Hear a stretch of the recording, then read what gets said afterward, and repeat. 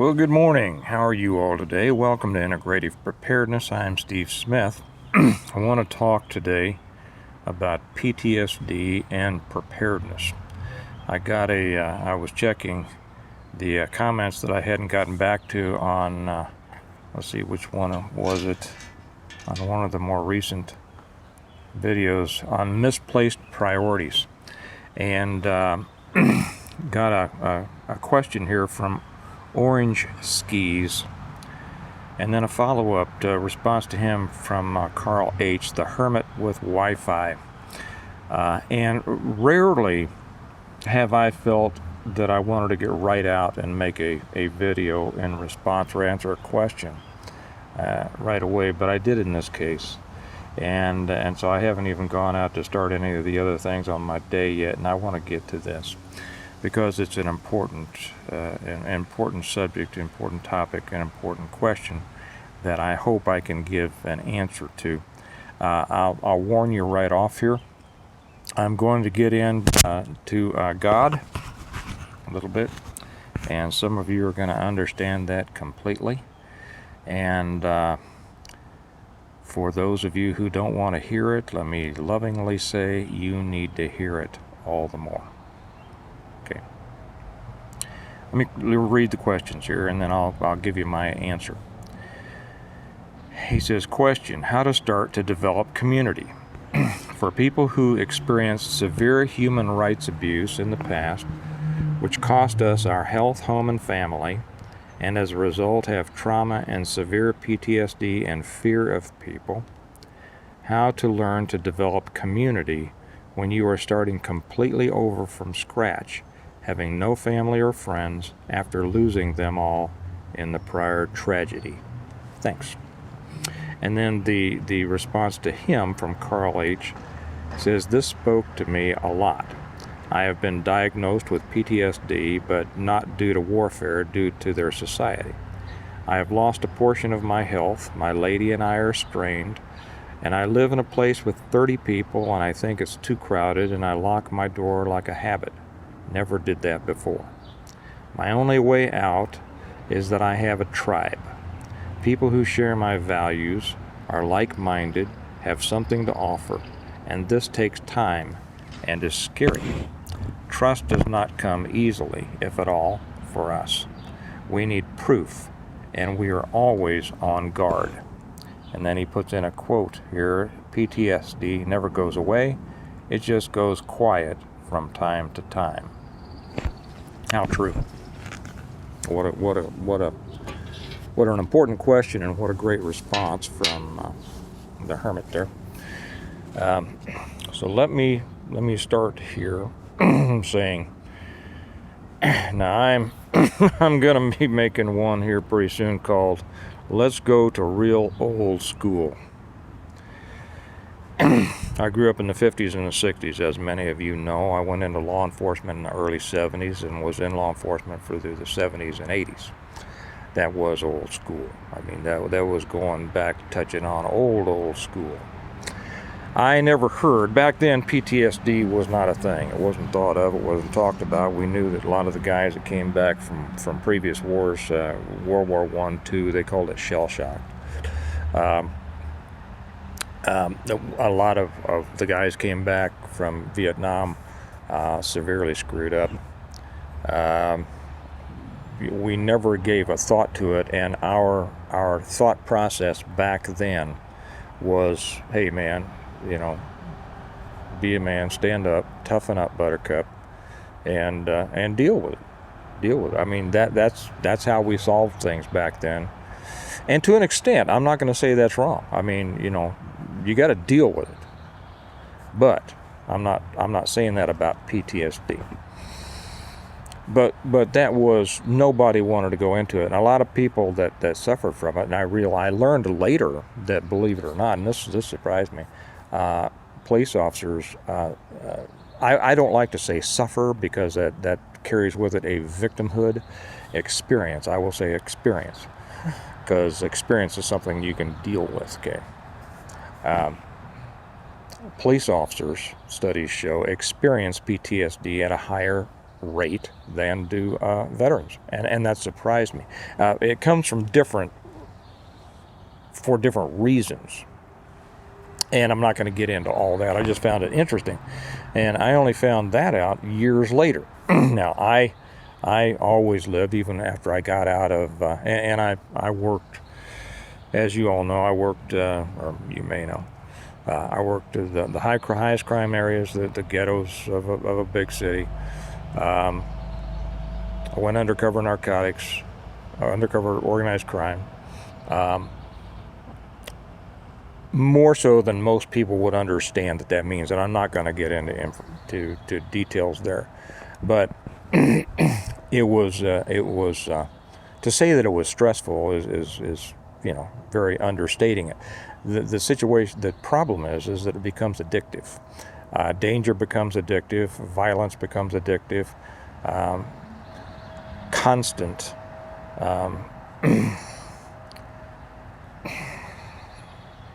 I'm searching for the word that I want. Conflict becomes addictive and enjoyable. You become hyper vigilant. You are always on guard. You trust no one. The isolation that comes from that is profound. And then when you leave that environment, now as long as you're in that environment, that environment and the needs for those behaviors provide a sense of normalcy. It seems normal to you. I remember that when I would sometimes spend a Sunday or something with my family or go someplace normal, it just drove me nuts. I wish that somebody would, if we were out eating, I wish that something would happen so that there would be a conflict there that I could get involved. Not with my family, If somebody came in with a gun and tried to shoot the place up, I said, well, that'd be interesting. I need that to relieve me of my boredom with normal life. It gets to the point where you are so separated from reality, and I don't necessarily mean that some would argue a neurosis, perhaps, but you are not separated from reality in a psychotic way. So I dealt with that. While I was still involved in the work, it just seemed normal, and it fulfilled a great part of me. It gave me something interesting. I looked around at the rest of the world. I saw, man, what boring lives these people could have. How could they possibly be happy just having a job and having a family and going home to their family and having barbecues? That doesn't seem like happiness to me. It seems boring. Well, when I left the job,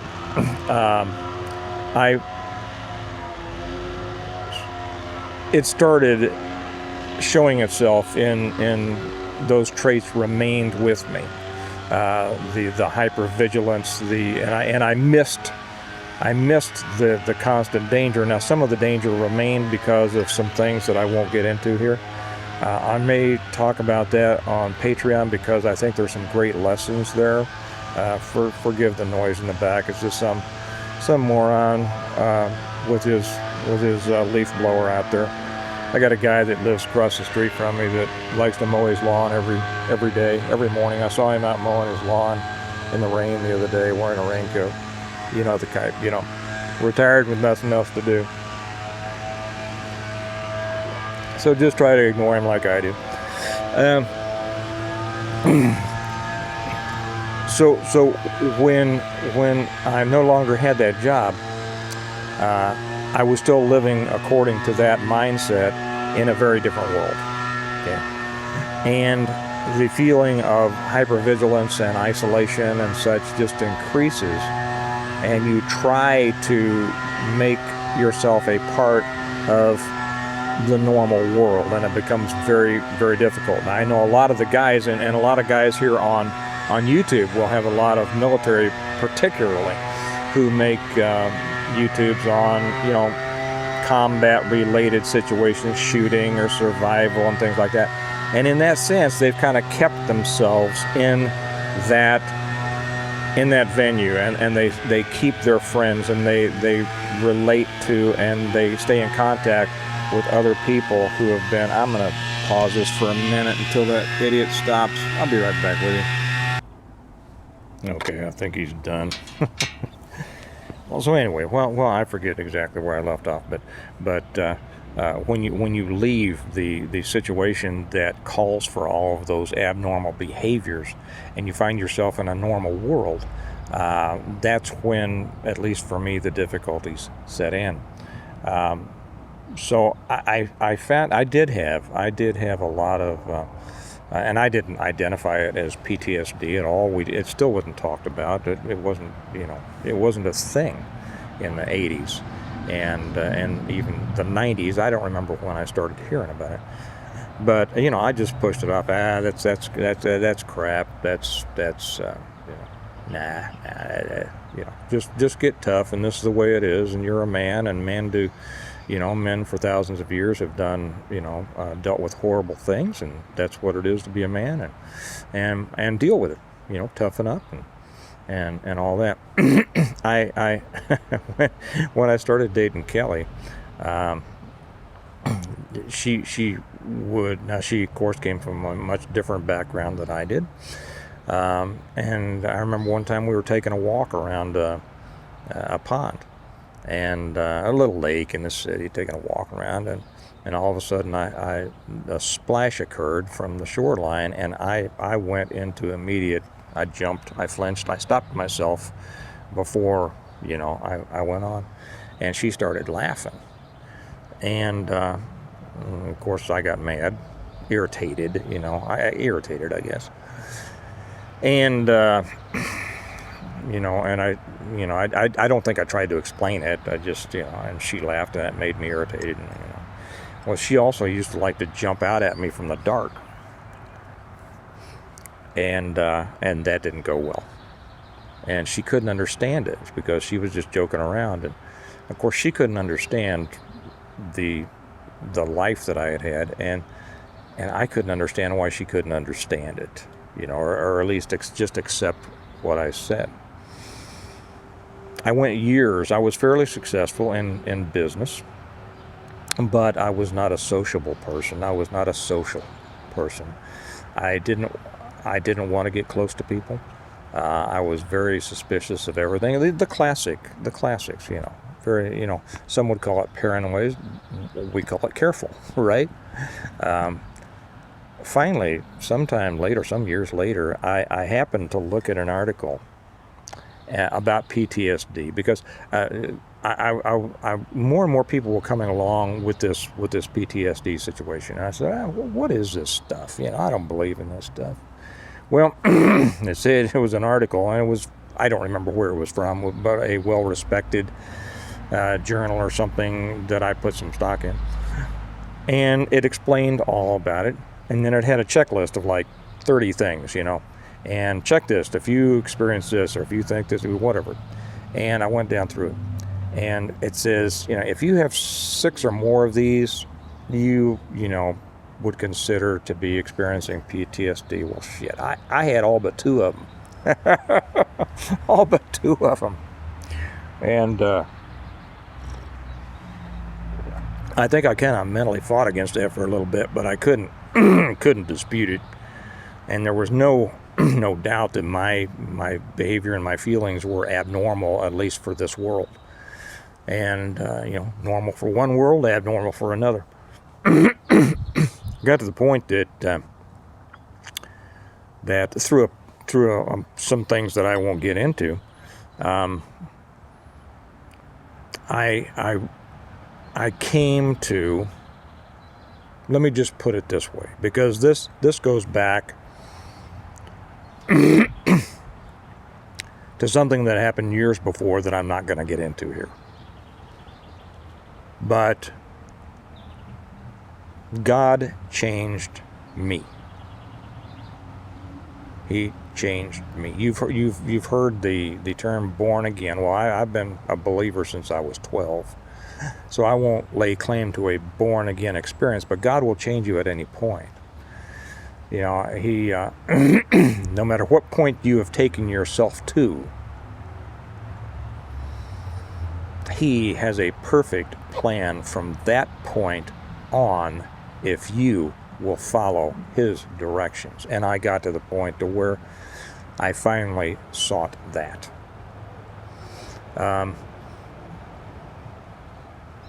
My life changed completely. I won't say that I don't still have some of those hyper-vigilant or very careful traits in my life. But the idea that people can't be trusted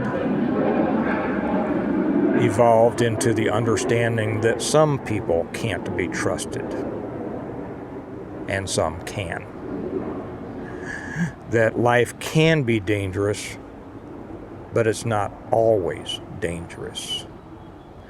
That your life can be under threat, but it's not always under threat. And that there is a beautiful and wonderful life around us in this wonderful world full of many wonderful people that God has provided us to give us a fulfilling life outside of that need for stress and violence. He broke me of the addiction to stress, the addiction to danger, the addiction to violence. Those are very real addictions for those who have never experienced that. I want to throw in something real closely here, real quickly. For those of you who experience PTSD or are dealing with it, don't be upset and don't be irritated that others who can't understand it. For those of you who can't understand it, who haven't been there, count yourself fortunate that you have not experienced the things that cause it. And be gentle and understanding with those who are experiencing it.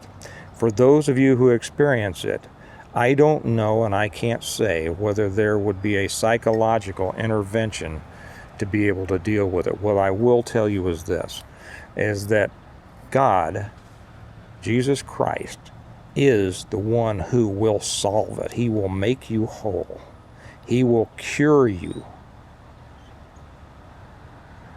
And he will give you a life and a peace, as the Bible says, that is beyond understanding to you at this point. A life of fulfillment, a life of enjoyment of the basics, a life of friendships, a life of mutual trust between people who are worthy of trust. I don't trust anybody until they prove that I can, okay? I will be accepting, I will be courteous, I will be sociable, I will be friendly. But no, my trust comes at a very high price, and so, that's not an issue. But you know what I've found? There are a lot of people out there that can be trusted.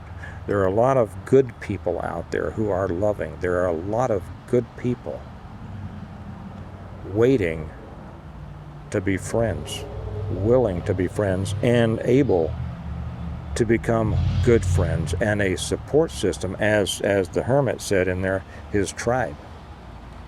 These people, for the most part, they won't also. I know good people that I think are great people that don't necessarily share my faith tradition.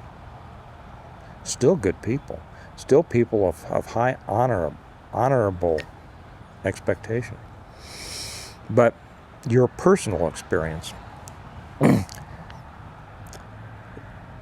is between you and God. The damage that has been done in your life through choices either made by others and you became the victim of it, or in cases like mine where I made those choices. I chose to go into those situations that then had that effect on me. Whatever it is, it's an unhealthy situation. It is psychologically, mentally, emotionally damaging. You are disabled. You are disabled until that is cured. It can be cured. I want to tell you that now. You will hear, just like AA tells drunks, you will always be a drunk, you will always be an alcoholic. That's bunk. That is pure DBS. And the same here. I'm here to tell you, okay, there will be those who say you're going to live with PTSD for the rest of your life, and it's just a matter of managing it. Bunk. It may be if you try to handle it on your own. But you ask God to be the fixer. You give yourself over to Him, and you allow Him to make you a new man or a new woman. And He will. And you will have a life you can't believe. You will have a joy-filled life that you would have never imagined.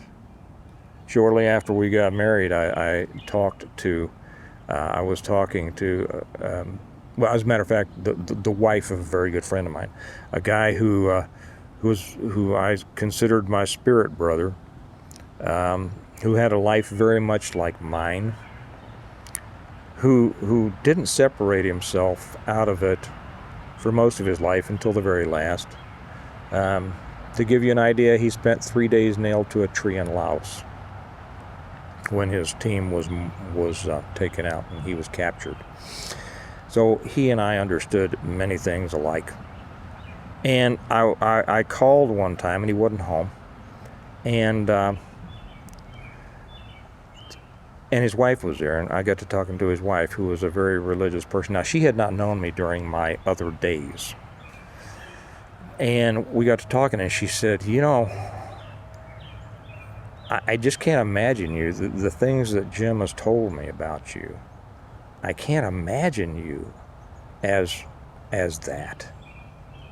And I told her, I said, I was one of the worst people you could imagine. She said, I can't believe that. But I believe Jim because, you know, he wouldn't lie to me, and he tells me about you. And the thing there is, God had changed me so much that here was a person who could not even believe that I had ever been another way. Even though I still enjoy ticking off the people who are offended by the way I drink my coffee.